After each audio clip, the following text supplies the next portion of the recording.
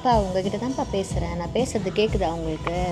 டேய் சத்தம் கம்மியாக வைங்கடா, அம்மா ஏதோ பேசுகிறாங்க ஒன்றுமே கேட்கல. வணக்கங்க. கடவுள் பேசுவாரா? அதுவும் நம்மக்கிட்ட பேசுவாரா? நிச்சயம் பேசுவார்.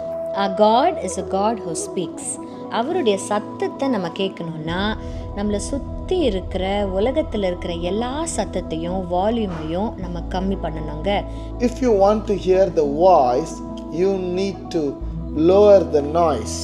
ஆண்டவருடைய சத்தத்தை கேட்பதற்கு உலகத்தில் இருக்கிற நாய்ஸ் எல்லாத்தையும் அதனுடைய வால்யூமை கம்மி பண்ணால் மட்டும் போதாது, அவர் முழு மனசோட தேடணுங்க. we have to seek him with all our heart. அதாவது God's frequencyக்குள்ளே நம்ம டியூன் பண்ணணும்.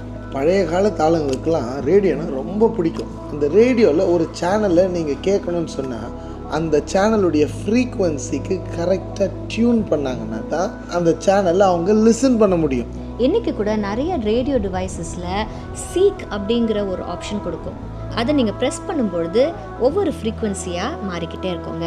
பரிசுத்த வேதாகமத்தில் ஆண்டவர் சொல்கிறாரு, உங்கள் முழு இருதயத்தோடும் என்னை தேடினீர்களானால் என்னை தேடுகையில் கண்டுபிடிப்பீர்கள். அப்போ ஆண்டவருடைய ஃப்ரீக்குவன்சிக்கு நம்ம டியூன் ஆகணும்னா முழு மனசாக we have to seek him. இன்றைக்கி 2 விஷயத்தை நம்ம கற்றுக்கொண்டோம். நாய்ஸை குறைச்சோன்னா வாய்ஸை கேட்க முடியும். முழு மனசை அவரை தேடணும்னா கண்டிப்பாக அவருடைய சத்தத்தை நம்ம கேட்க முடியும். Have a nice day. God bless you.